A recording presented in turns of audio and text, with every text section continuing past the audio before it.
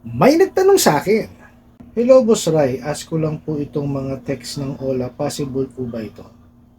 Warning, we need your settlement now or your account will be automatically transferred to Credit Information Corporation that leads you to be blacklisted in all financial institution and lending corporation, private or public. It may also affect your government loan that prohibited your work. We bring all users who do not pay to legal action and authorities to get what you borrow from us. We have your IDs, all information, voice record, and pictures. Failure to respond will prompt us." Andam, tawawa ako doon ha. But anyway, sagutin ho natin to, no? Himayin ho natin. Pero bago ho natin siya himayin, no? Imbitahan ho kayo na suportahan niyo po aking mga social media accounts sa YouTube, Facebook, and TikTok. Okay, himayin po natin siya, no? Sabi ho niya dito, ita-transfer daw po kayo sa CIC or sa Credit Information Corporation for blacklisting. Matindi ho, no? Ano muna natin? Alamin ho muna natin kung ano ho ba ang Credit Information Corporation. Okay, ito po yan. No? What is Republic Act 9510? Republic Act 9510, otherwise known as the Credit Information System Act or KISA, is a law passed in 2008 creating a Credit Information Corporation or CIC.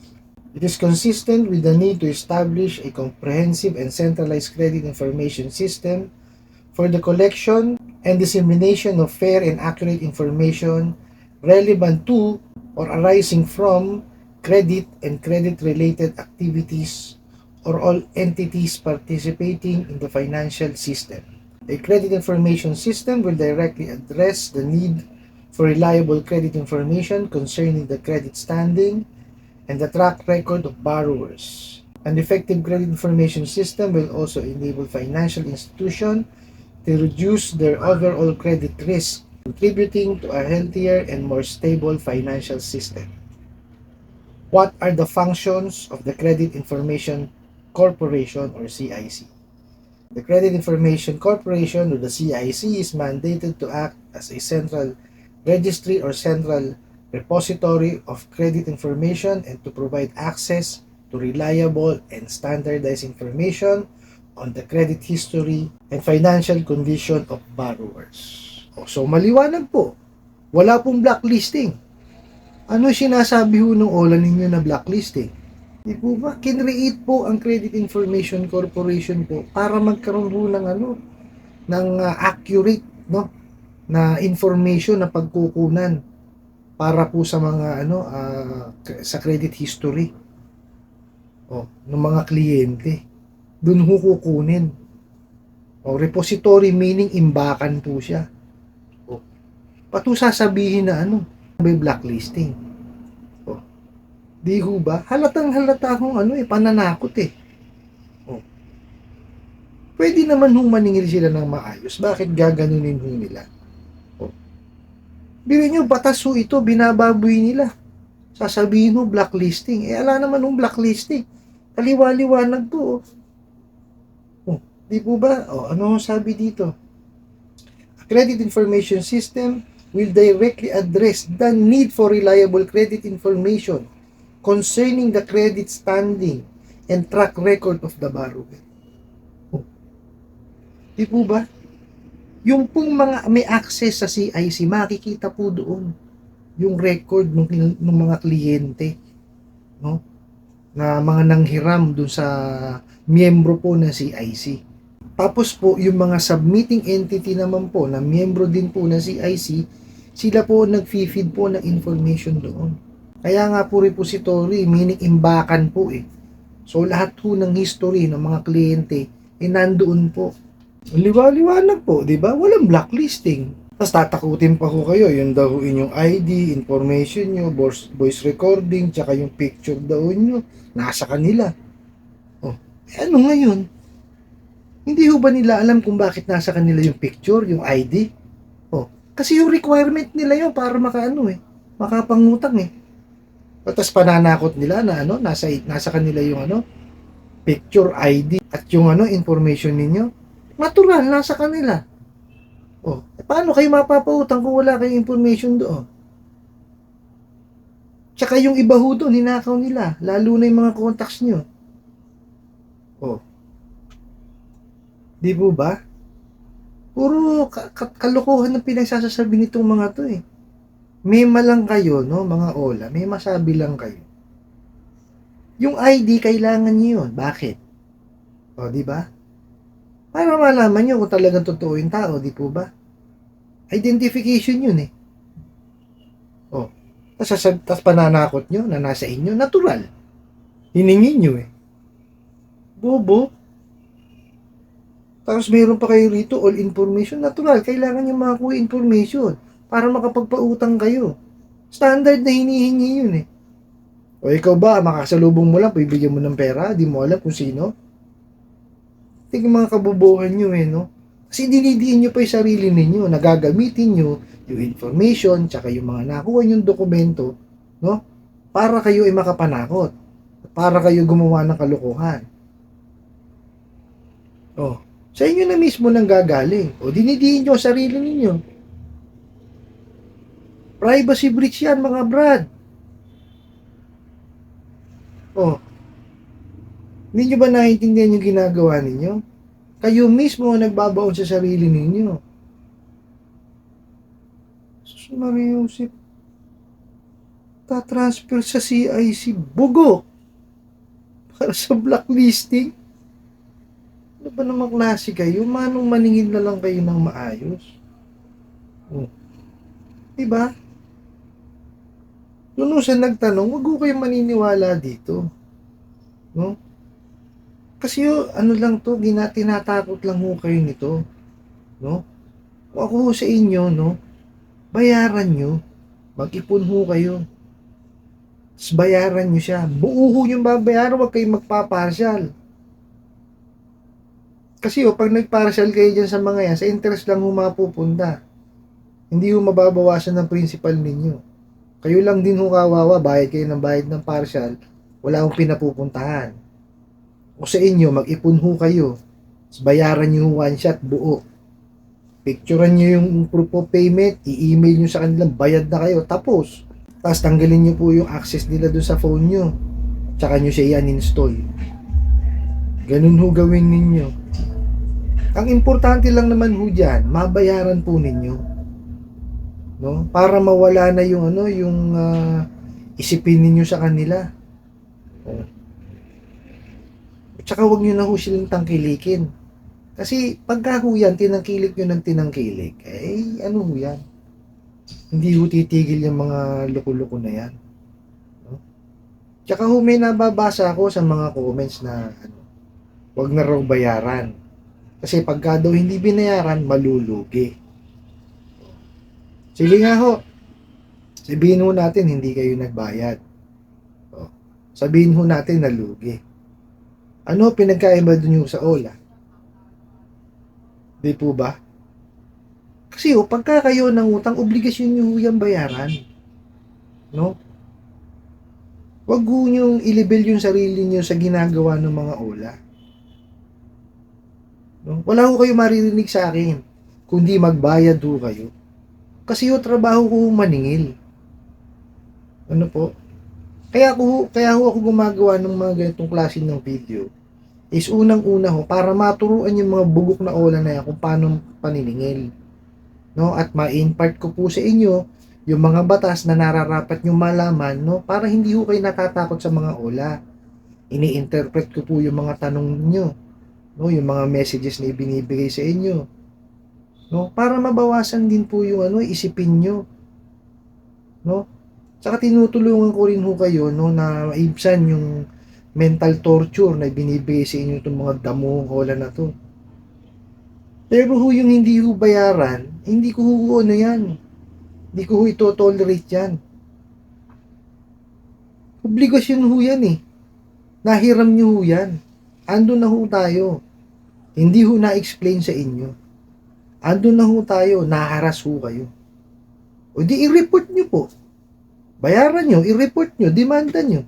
Manghingi kayo ng danyos. Pero yung hindi nyo babayaran, hindi ho tama yun para sa akin. No?